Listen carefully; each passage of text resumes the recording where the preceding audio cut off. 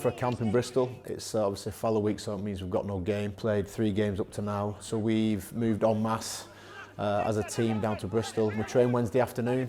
They've had a bit of off-feet strength work on the Thursday, and then we'll have our big game training on the Friday morning. We select 25 players in the squad this week. You know, some players have gone back for game time, and then we brought other players in to have a look at. So, you know, there's a 25-man squad, which means it's a little bit of a smaller squad than normal, so we can really dial down on our training and giving them individual what they need as well.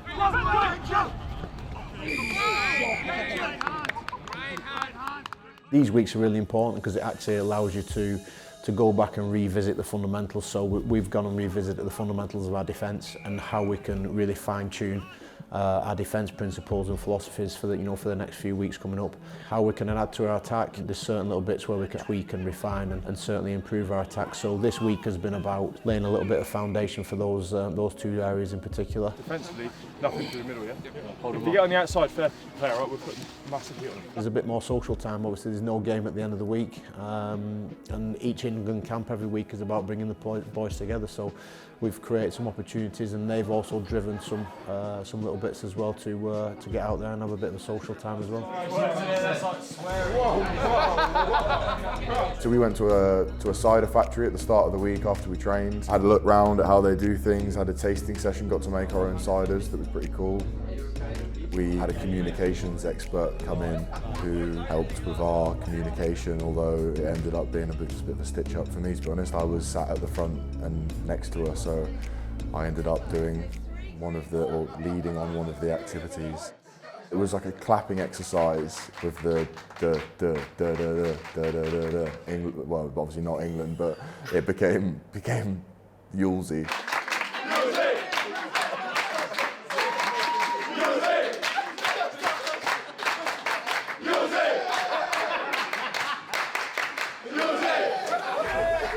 The quality of Test rugby is so high now, and the quality of the Six Nations is so high that the amount of times that you see games being won by 1-score margins or by one moment in matches, those moments can be a number of things, and often the team that has the most trust in each other and in the system and what they're trying to do, and that can actually, when things get tough, can come tighter together and be a tighter unit.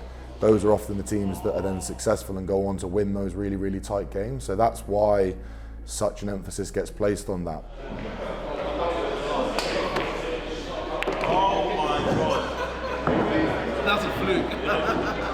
The rugby stuff is, in this environment, is as good as you're going to get in the world in terms of the facilities, the coaching, how we're trying to push stuff, all of those things. But actually sometimes it's those moments that almost come from the moments away from rugby that can be the deciding factors in Test matches. Tomorrow will be under pressure.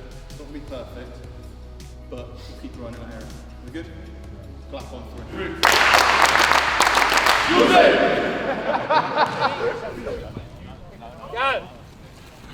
As you can, boys.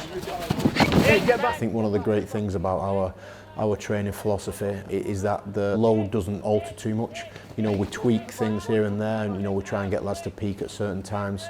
We get their GPS and we work out what they need, and then some of the players come in and they need a little bit of extra work. So on the pitch, post-training, there'll be individual extra work, whether that's skill or conditioning, or just little pickups here and there. So we really try and, you know, particularly in these weeks when there's no game, is try and individualise as much as we can as well. Push yourself. 4, go on, Bobby. 3, 2, 1, time. I wasn't involved in them first games, and all I could do was obviously make the most of being in camp, and you can still make yourself better being here. And obviously if the opportunity comes, then I'll be ready to take it. It's obviously tough when you get told you're not going to play or whatever, but I think it just gives you a bit of like hunger and a bit of like, makes you think like, right, I need to do more. Like I've got more in the tank. Like I can do extras here and here, and just do everything you can. Them lads that are trying to prove a point, like the other lads have obviously got to be on top of their game. They're not going to keep the spot if they don't. But you don't want to like take it too far. You want to be doing that, but you want to make sure that you're there for the team still, and you want the team to be better, and you want to make sure the team's ready for the game on the weekend. Good, clean out. Well done. It's incredibly natural for players to be disappointed once they find out they're not selected. In terms of the specific work I do with those athletes, I think the first contact with them is about helping them make sense of the feedback they've been given. They'll always be given feedback by the coaches. If players are going back to their clubs, then the main thing that they are encouraged to do is to take on board that feedback, find ways in which they can apply that feedback in their club environment, so that when they get their opportunity to come back into camp, they've worked on the skills that the coaches have indicated are the ones they want them to work on. When they come back, they're sort of hitting the ground running, so to speak. If they're staying in camp, then they've got a role to play to keep the squad functioning towards match day. I think for each of them, it's discussing what that role looks like, how they might best play that role, because they've still got opportunities to train and they've still got opportunities to be around the squad, and it's really important they play that role to put us in the best possible position on game day.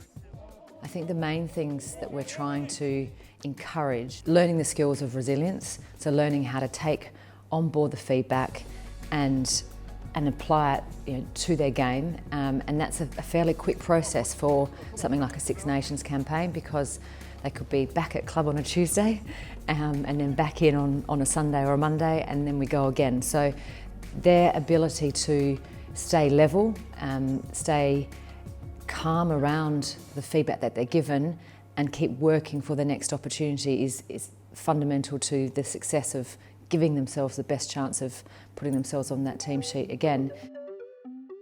My biggest work on's been just to get my set pieces consistent as I can.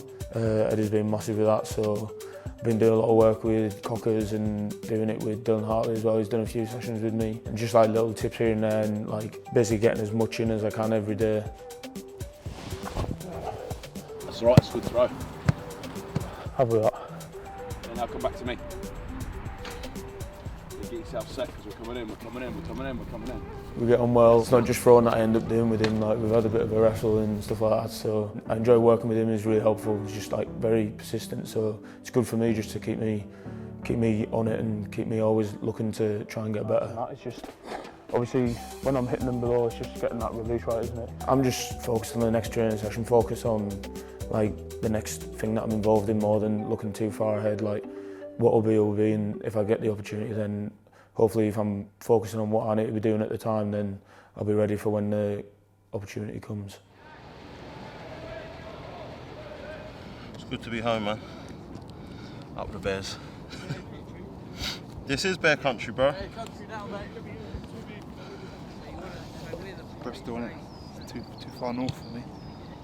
I feel like I'm in a different country up here. I was lucky to get in, to be honest. I forgot my passport, so and then they let me in on my driving licence. Yeah, a bit weird.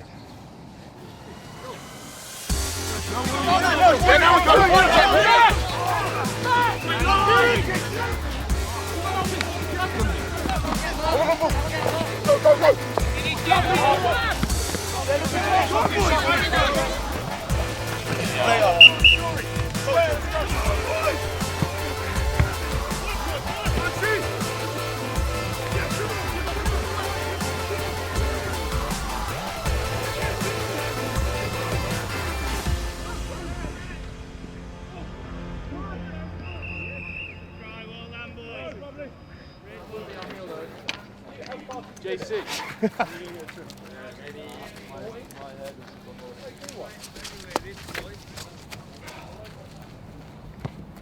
Short. Not bad.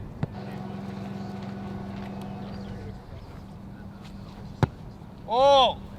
Here. Look at that. What's up, first post? Just past the first base, mate. 5 metres to go. Who can do that?